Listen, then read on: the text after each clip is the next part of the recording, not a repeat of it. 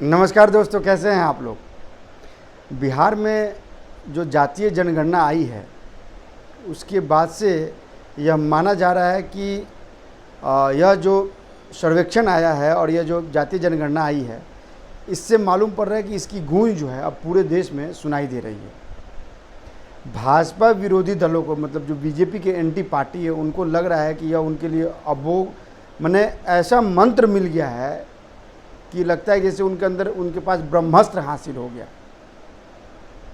और शायद यही अमोघ यंत्र को मानकर और इस अमोघ यस्त्र को मानकर लगातार कांग्रेस जो है वो बीजेपी पर हमलावर थी। मैं थी इसलिए बोल रहा हूँ कि आपको मैं इस वीडियो के जरिए बताऊँगा क्यों मैं कह रहा हूँ कि थी और अब नहीं है, ये समझना होगा। बहुत ध्यान से वीडियो को देखिएगा। मैंने एक पॉइंट को नोट किया है, ये सारे पॉइंट्स आपको मैं दिखा दूँ कि ये सारे पॉइंट्स हमारे पास नोटेड हैं और इस पूरे पॉइंट को नोट किया और इसी पर हम आज डिस्कस करेंगे और इसी पर एनालाइज करेंगे कि यह क्या है क्या नहीं है। दरअसल कांग्रेस जैसे ही जातीय समीकरण की बात समझ में आई लोगों को और जातीय सर्वेक्षण या जनगणना आ गया बिहार का, तो कांग्रेस के नेता पूर्व अध्यक्ष युवराज राहुल गांधी घूम घूम कर यह कहने लगे कि जिसकी जितनी संख्या उसे उतने हक का अधिकार है। बिहार की देखा देखी अब उड़ीसा में भी जातीय जनगणना कराने की बात होने लगी है। यूपी में समाजवादी पार्टी तो पहले ही इसको कह रही थी कि भाई हम जनगणना चाहते हैं और इस पिछड़ों की आबादी, वजह क्या है जनगणना देखने की। बिहार के बाद से यह माइंडसेट लोगों को आने लगा कि पिछड़ों की आबादी जो है वो बहुत ज़्यादा है, उनकी संख्या ज़्यादा है। कमोबेश यह समीकरण सबके दिमाग में है और सब कोई इसको ऑन पेपर लेकर आना चाहता है, चाहे वो यूपी हो चाहे बिहार हो। और यूपी बिहार में तो खासकर आप देखें तो यूपी में 80 सीट और बिहार में 40 सीट, 120 सीट के मायने हैं लोकसभा में।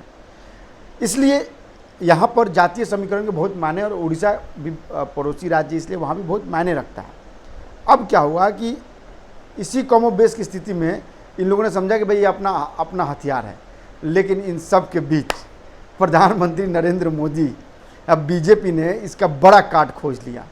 और क्या काट खोज लिया? प्रधानमंत्री ने साफ साफ कहा कि गैर सवर्ण जातियों की अधिक आबादी को हम अपने पक्ष में करने के लिए उन्होंने कह दिया है।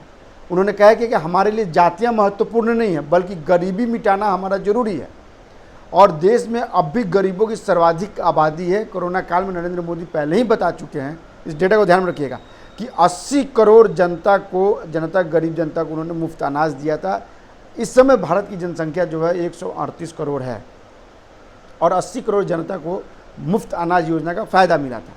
और यह सच है कि जाति सर्वे के नाम पर अपनी अपनी जातियों के हित के मुद्दे उठकर अब नया नेतृत्व उभर सकता है इससे, कि भाई हम जो है हमारी भागीदारी इतनी है, आप हमारा नेतृत्व अब ये होना चाहिए, हम सरकार में ये करेंगे, हमारा वोट निर्णायक है। यह एक आवाज़ उठ सकती है, इसमें कहीं दो राय नहीं है। लेकिन इन सब के बीच पीएम ने ये साफ साफ कह दिया कि जब तक गरीबी खत्म नहीं होती ऐसे जातिगत सर्वेक्षणों का कोई अहमियत नहीं होती है।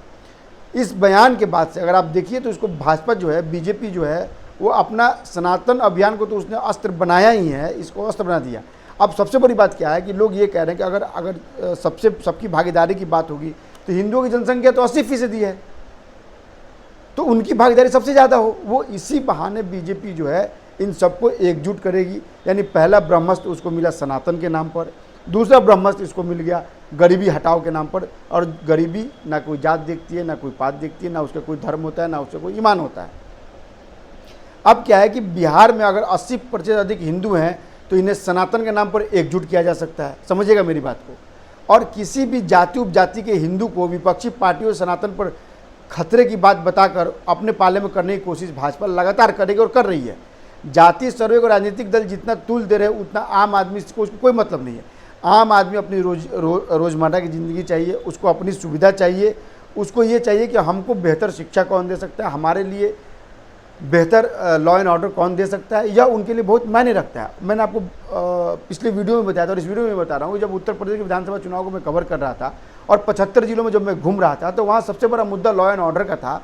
और जिसने बीजेपी को और योगी आदित्यनाथ को एक बड़ा हौसला दिया था और एक बड़ी जीत के लिए वो 2 पॉइंट ऐसे थे और जो योजनाओं का लाभ हर वर्ग को मिला था, ना उसमें गरीब देखा गया ना उसमें अमीर देखा गया। यह एक माइंड मतलब ब्लोइंग था, यह एक चेंजर था, यह गेम चेंजर था। अब आपको मैं बताती हूँ कि जाति सर्वे की रिपोर्ट आने के बाद वोट बंटने के खतरे हैं। आरजेडी, कांग्रेस, जेडीयू, सपा जैसे जो दल जाति सर्वेक्षण पर इतरा रहे हैं वे इसके खतरे से भी वाकिफ़ हैं। सबसे पहले उन दलों में नेतृत्व की हिस्सेदारी की मांग उठेगी। पहली बात, अगर बिहार की बात करें तो विधानसभा, विधान परिषद, लोकसभा में सबसे बड़ी जाति या प्रतिनिधित्व उनकी आबादी के हिसाब से होना चाहिए, पर अब यह संतुलन नहीं है। बिहार में 14% आबादी वाले यादव जाति के अभी 8 यानी 25% मंत्री हैं। उस हिसाब से अति पिछड़ों की ओर से प्रतिनिधित्व की मांग उठेगी। मुस्लिम जाति जो है वो उसकी आबादी यादव से अधिक है, तो मुस्लिम तबका इस अनुपात में विधानसभा और मंत्रिमंडल में सीटों की मांग करेगा। अभी बिहार में मुस्लिम कम्युनिटी से सिर्फ 5 मंत्री हैं, जबकि उनकी आबादी यादवों से अधिक है। बहुत ध्यान देने वाली बात है। इसके बाद अब देखिए, बीजेपी इस बात को पहले ही भांप चुकी थी। कैसे भांप चुकी थी उस समीकरण को जरा देखिए, फिर आपको समझ में आएगा। और मैं जब वो डेटा दूंगा तो मैंने वो डेटा पूरा लिखा है, मैं आपको बता रहा हूँ डेटा को। दरअसल बीजेपी ने पिछड़ों की बड़ी आबादी का अंदाज़ा उसको पहले से हो गया था, और यही वजह है कि नरेंद्र मोदी ने अपने 58 सदस्यों वाले मंत्रिमंडल में ओबीसी के 27 पिछड़े वर्ग के लोगों को जगह दी थी। ओबीसी के 27 मंत्रियों में 19 तो अति पिछड़ी जातियों से हैं, और ओबीसी के 5 मंत्रियों को कैबिनेट मंत्री का दर्जा दिया गया है। अलग अलग अल्पसंख्यक समुदाय से भी 5 मंत्री हैं। दलित समुदाय से मोदी में 12 मंत्री बनाए गए हैं। इसीलिए जाति सर्वे के जरिए पिछड़ा जाति के विपक्षी कार्ड को बेअसर करने का काम भाजपा पहले से ही शुरू कर दिया था। भाजपा ने खुद पीएम पिछड़े वर्ग से आते हैं। विपक्ष अगर बिहार के जातीय सर्वे को अपना ट्रम्प कार्ड मानता है तो प्रधानमंत्री ने गरीबी का मुद्दा उछाल कर इसका कार्ड खोज लिया है। सनातन का मुद्दा तो बीजेपी के एजेंडे में पहले से ही है। तो लिहाजा अगर आप ये देखें तो नीतीश कुमार को इसके बाद से ये टेंशन बहुत हो गई है कि भाई आखिर बीजेपी की जिस कार्ड, और यही वजह है कि जातीय सर्वेक्षण का डेटा उनके पास था, और जब वो G20 में प्रधानमंत्री नरेंद्र मोदी से मिले तो उनका बॉडी लैंग्वेज कुछ बदला हुआ था। यही वजह थी। नीतीश ये जानते हैं कि जातीय सर्वेक्षण के आधार पर आप बीजेपी को कहीं भी डाउन नहीं कर सकते हैं। भले राहुल गांधी कहते हैं कि 90 सचिवों में से 3 सचिव ओबीसी के हैं, सवाल यह भी तो उठेगा कि आपके राज्य में जहां कांग्रेस की सरकार है वहां कितने सचिव हैं। सवाल उसका नहीं है, सवाल इसका यह है कि आप इस जात पात की राजनीति को अगर बांटेंगे तो गरीब तो अमीर, गरीब तो सवर्ण भी हैं, गरीब तो पिछड़े भी हैं, गरीब तो अति पिछड़े भी हैं, सारे लोग गरीबों की संख्या ज़्यादा है। तो लिहाजा अगर प्रधानमंत्री ने एक बड़ा मुद्दा उठा लिया तो आप समझिए कि आने वाले चुनाव में, जैसे कि मैंने आपको पहले भी वीडियो में कहा था कि यह देखिए मेरा आकलन कितना सटीक था। मैंने आपको पहले भी वीडियो में कहा था कि यह जातीय सर्वेक्षण कहीं अगर उल्टा पड़ गया तो यह आरजेडी और खासकर नीतीश कुमार के लिए बहुत भारी पड़ेगा, क्योंकि नीतीश कुमार पिछड़ा और अति पिछड़ा की राजनीति करते हैं। दलित महादलित को कंसोलिडेट करके उन्होंने 15 साल से 18 साल से जो है बीजेपी में बिहार में राज कर रहे हैं लगातार वो, और इसमें बीजेपी का भी सहयोग है, चिराग पासवान का भी सहयोग था। चिराग पासवान पिछली बार इनसे अलग हट गया और उन्होंने खुलकर इनका विरोध किया। आप देखिए इनकी कितने सीट आए।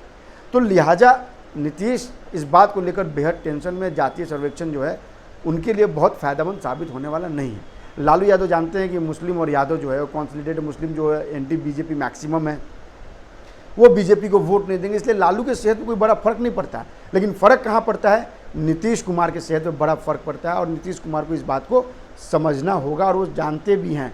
लिहाजा मैं फिर कह रहा हूँ कि नीतीश किसी भी वक्त इस समीकरण के आधार पर बीजेपी को हो सकता है कि थोड़ा सा वो दबाव बनाए, लेकिन वो जानते हैं ये दबाव बहुत ज़्यादा काम नहीं करेगा, और नीतीश सिर्फ और सिर्फ महागठबंधन से एग्जिट का रास्ता खोज रहे हैं, जो कि उनको कमोबेश एग्जिट का रास्ता धीरे धीरे मिलता जा रहा है। रेलवे में लैंड ज़मीन के नौकरी के बदले ज़मीन लेना, या भले उस पर जमानत मिल गई लालू यादव, उनके फौरी तौर पर जमानत मिली है, लेकिन यह मामला आगे तुल पकड़ेगा। और जिस तरह से केंद्रीय एजेंसियाँ, जांच एजेंसियाँ जिस तरह से मामले को निकाल रही हैं, यकीन मानिए आने वाले दिन में यह विरोधियों पर बहुत भारी पड़ने वाला है। आप हमारे वीडियो को देखिए, लाइक कीजिए, सब्सक्राइब कीजिए, कमेंट कीजिए, क्योंकि हम लगातार इस पर आपको अपडेट देते रहेंगे। मैं लगातार संपर्क में हूँ और पिछले कई दिनों से मैं लगातार लोगों से बात कर रहा हूँ। जनगणना की बात भी मैंने कई लोगों से की। कई लोग तो ये कह रहे हैं कि हमारे घर जनगणना वाले आए ही नहीं, तो अधिकारी नहीं है, तो ये सर्वेक्षण ही जो है गलत, इसके आंकड़े गलत है। खैर, इन सब मुद्दों पर हम लगातार नज़र बनाए हुए हैं, और जैसे जैसे मेरे पास कोई अपडेट आएगा मैं आपको अपडेट इसके बारे में करता रहूँगा। आप हमारे वीडियो को लाइक कीजिए, शेयर कीजिए और सब्सक्राइब जरूर कीजिए और कमेंट्स भी जरूर कीजिए। नमस्कार, धन्यवाद।